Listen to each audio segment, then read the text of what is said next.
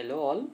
ఈరోజు ఈ వీడియోలో ఇండియన్ ఎకానమీకి సంబంధించి ముఖ్యమైన 5 ఎంసీక్యూస్ని అయితే ఈ వీడియోలో చూద్దాము.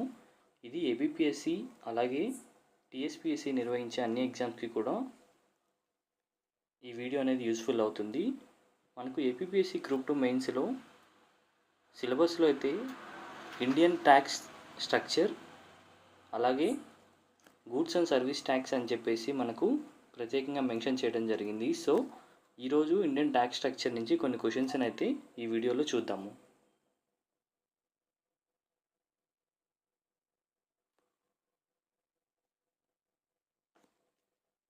ఇందులో first question, A closed economy is an economy in which, ఇక్కడ 4 ఆప్షన్స్ అయితే ఇవ్వడం జరిగింది. ఇందులో కరెక్ట్ ఆప్షన్ వచ్చేసి క్లోజ్డ్ ఎకానమీ అని చెప్పేసి దేనిని అంటారు?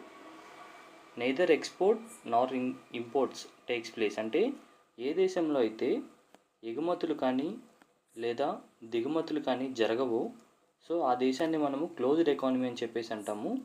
అలాగే ఎగుమతులు దిగుమతులు జరుగుతున్న దేశాన్ని వచ్చేసి ఓపెన్ ఎకానమీ అని అంటాము.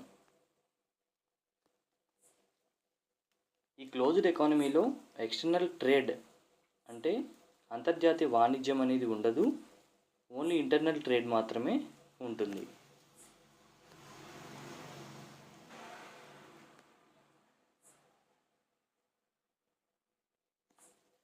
Next question, consider the following statement regarding the progressive taxation. So దీన్ని తెలుగులో పురోగామి పన్ను అని చెప్పేసి అంటాము.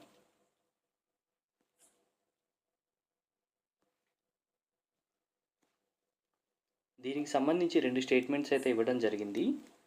ఏ tax is termed as a progressive when the rate of tax increases with an increase in the amount subject taxation. Second statement, real burden of tax is more on the rich and less on the poor. So దీనికి correct answer వచ్చేసి ఈ 2 options కూడా కరెక్టే. దీన్ని ఇంకా సింపుల్గా చెప్పాలి అని అంటే దీన్ని ఒక గ్రాఫికల్ రిప్రజెంటేషన్లో చూస్తే మనకు ఈజీగా అయితే అర్థమవుతుంది.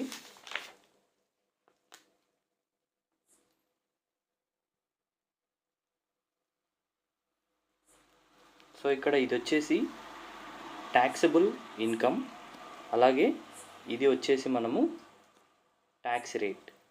సో ఎప్పుడైతే ఈ ట్యాక్సబుల్ ఇన్కమ్ అనేది ఇంక్రీజ్ అవుతూ ఉందో అప్పుడు ఆటోమేటిక్గా ట్యాక్స్ రేట్ కూడా ఇంక్రీజ్ అవుతుంది.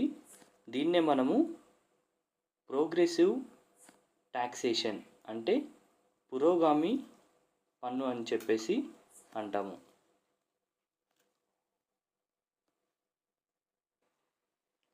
Next question, consider the following statement regarding the regressive taxation. So దీన్ని మనము తెలుగులో తిరోగామి పన్ను అని అంటాము. సో దీనికి సంబంధించి 2 స్టేట్మెంట్స్ అయితే ఇవ్వడం జరిగింది. The rate decreases with an increase in the amount subject to taxation. Second statement, A tax is regressive when it causes a greater burden on the poor than the rich. దీనికి కూడా correct answer వచ్చేసి 2 statements కూడా కరెక్టే. దీనికి కూడా graphical రిప్రజెంటేషన్లో చూద్దాము.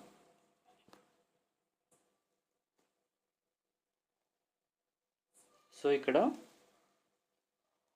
ఇది వచ్చేసి ట్యాక్సబుల్ ఇన్కమ్, అలాగే ఇది ట్యాక్స్ రేట్. ఇప్పుడు మనం డిస్కస్ చేసింది వచ్చేసి రిగ్రెసివ్ ట్యాక్సేషన్.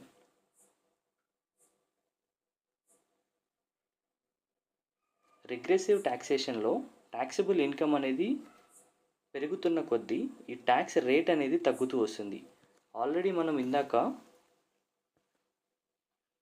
ప్రోగ్రెసివ్ ట్యాక్సేషన్ గురించి అయితే డిస్కస్ చేయడం జరిగింది. ఇందులో దీనికి రివర్స్ జరుగుతుంది.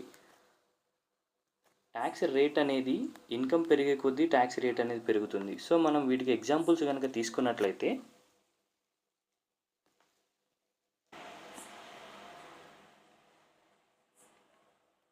ప్రోగ్రెసివ్ ట్యాక్సేషన్కి ఇన్కమ్ ట్యాక్స్ను మనము ఎగ్జాంపుల్గా తీసుకోవచ్చు. అలాగే రిగ్రెసివ్ ట్యాక్సేషన్కి జిఎస్టీని మనం ఎగ్జాంపుల్గా తీసుకోవచ్చు. సో ఈ ప్రోగ్రెసివ్ ట్యాక్సేషన్ అనేది పూర్ పీపుల్కి బాగా హెల్ప్ అవుతుంది. అలాగే రిగ్రెసివ్ ట్యాక్సేషన్ తిరోగామి పన్ను అనేది రిచ్ పీపుల్కి బాగా హెల్ప్ అవుతుంది.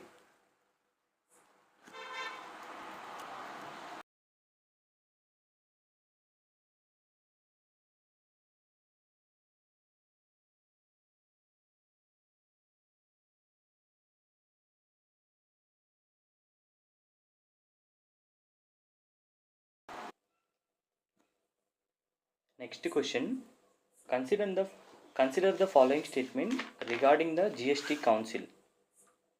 సో దీంట్లో 3 స్టేట్మెంట్స్ అయితే ఇవ్వడం జరిగింది.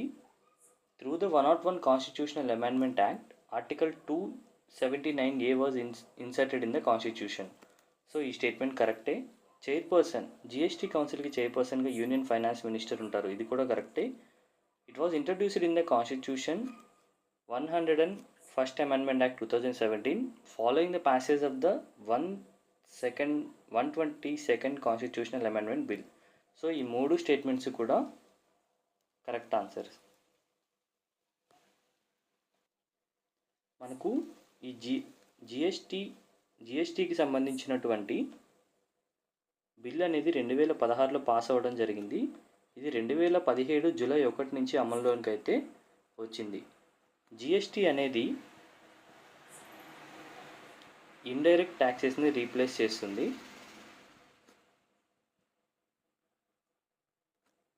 అలాగే ఇందులో మనకు మేజర్గా ట్యాక్స్ స్లాబ్స్ అయితే 4 ఉంటాయి.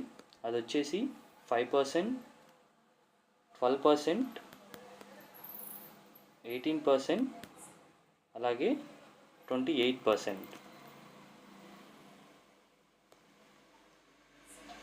దీని యొక్క స్లోగన్ వచ్చేసి వన్ నేషన్ వన్ ట్యాక్స్, అంటే భారతదేశానికి మొత్తానికి కూడా ఒకే ట్యాక్స్ ఉండేలా చూడాలి అని చెప్పేసి దీన్ని అయితే తీసుకురావడం జరిగింది.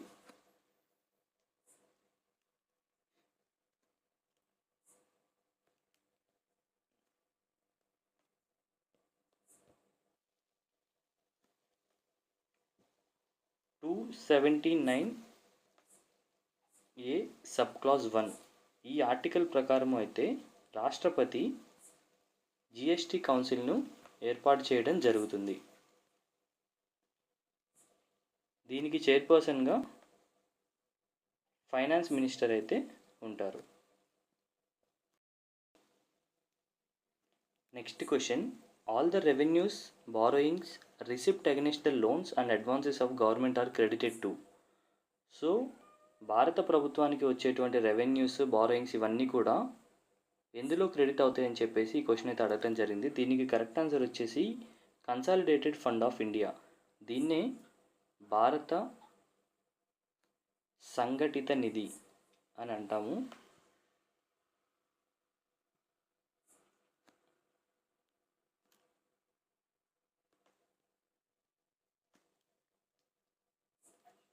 ఇది రాజ్యాంగంలోని ఆర్టికల్ 266 సబ్ క్లాజ్ 1లో ఇది మెన్షన్ చేసి ఉంది. అలాగే ప్రభుత్వానికి సంబంధించిన అన్ని ఖర్చుల్ని కూడా ఈ ఫండ్ నుంచే తీసుకోవడం జరుగుతుంది. సో దీని నుంచి ఈవెన్ 1 రూపీ తీయాలన్నా సరే దీనికి పార్లమెంట్ అప్రూవల్ అయితే అవసరము. దీనికోసం పార్లమెంట్లో బిల్ అనేది పెట్టడం జరుగుతుంది. ఈ బిల్ పెట్టిన తర్వాత, అది పాస్ అయిన తర్వాత దీని నుంచి మనీ తీసుకొని గవర్నమెంట్ అనేది ఎక్స్పెండిచర్ చేయడం జరుగుతుంది. The government needs parliamentary approval to withdraw money from this fund. అలాగే మనకు ఆర్టికల్ 114 భారత రాజ్యాంగంలో ఉన్నటువంటి 114వ ఆర్టికల్ కూడా ఏం చెప్తుంది అని అంటే, the government can withdraw money from the consolidated fund only after receiving approval from the parliament. Parliament approval వచ్చిన తర్వాత మాత్రమే గవర్నమెంట్ అనేది ఈ కన్సాలిడేటెడ్ ఫండ్ నుంచి మనీని విత్డ్రా చేసుకోగలదు.